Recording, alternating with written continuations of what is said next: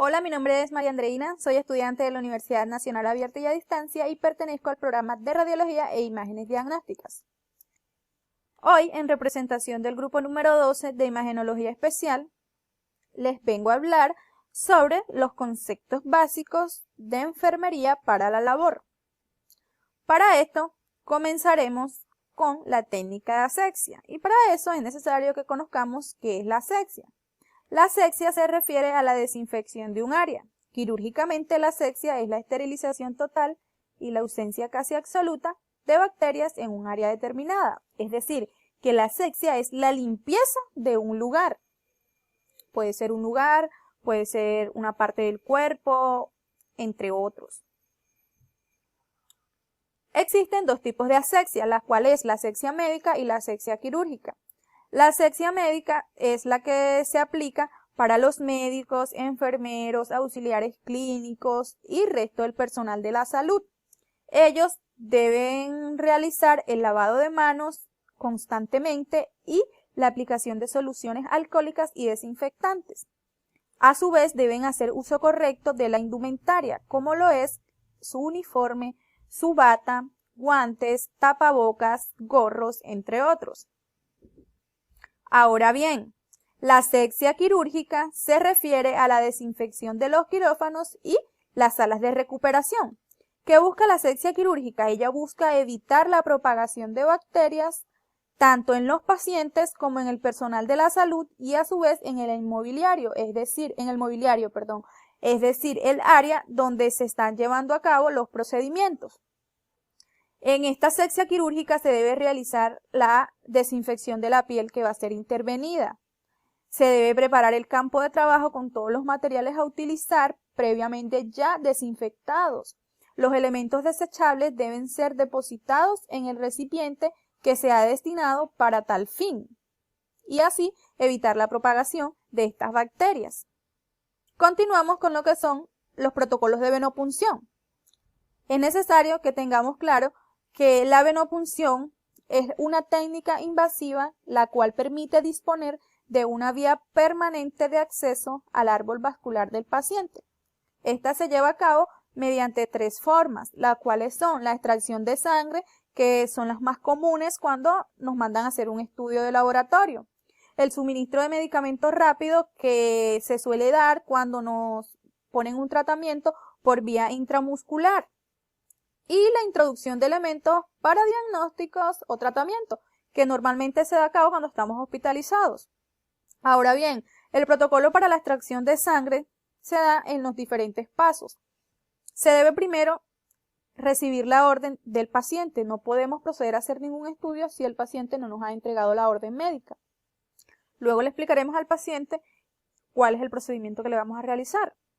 Nos lavamos las manos, nos colocamos los guantes, debemos tener previamente ya nuestro material a utilizar en la mesa ya esterilizado, le pediremos el brazo al paciente, le colocaremos el torniquete, palparemos la vena, limpiaremos el área a intervenir, realizaremos la punción, luego la extracción, retiraremos el torniquete y a su vez la jeringa.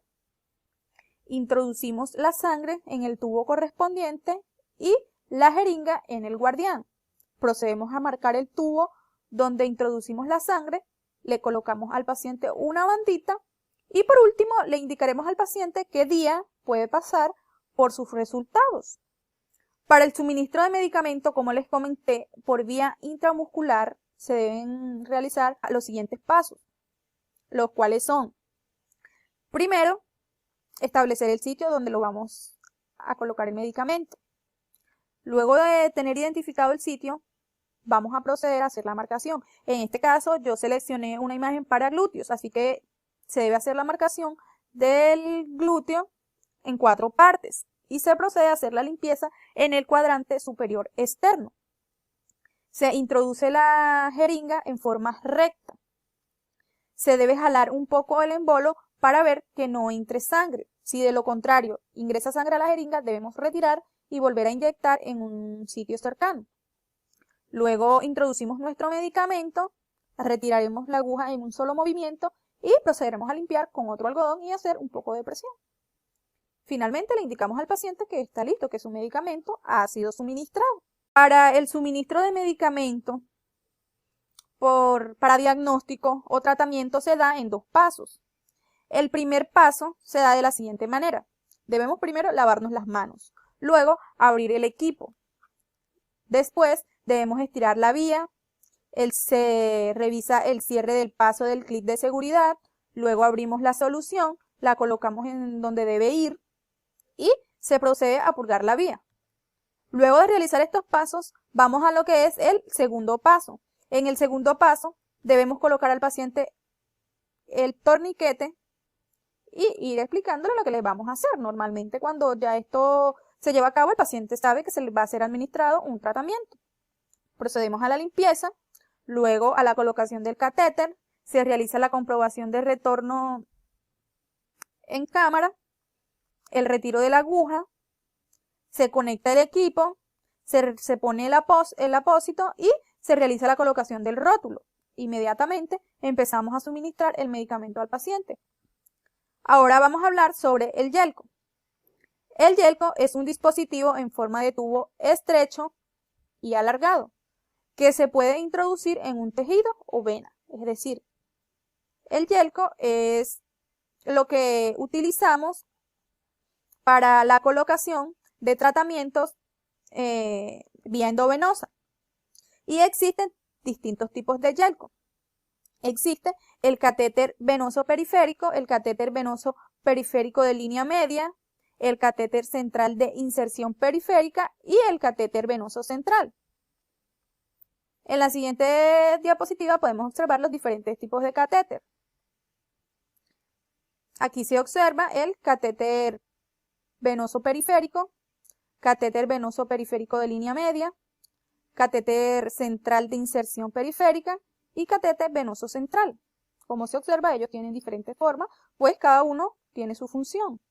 Ahora explicaremos un poco sobre la sonda. ¿Y qué es una sonda? Pues la sonda se conoce como un catéter urinario.